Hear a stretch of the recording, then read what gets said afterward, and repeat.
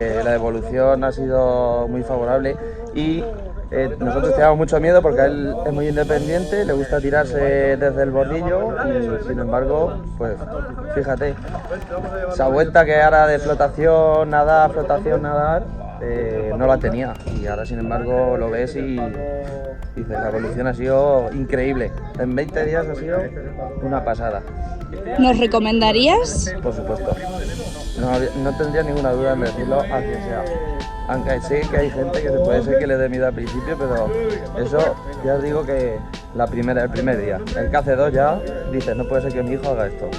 ¿Cómo son los profesores? Bien, muy amables, simpáticos, agradables con los nenes. Aunque yo esté aquí delante. Aunque yo esté delante, me da igual. Es verdad. Yo qué sé. Con ellos, a la vista está.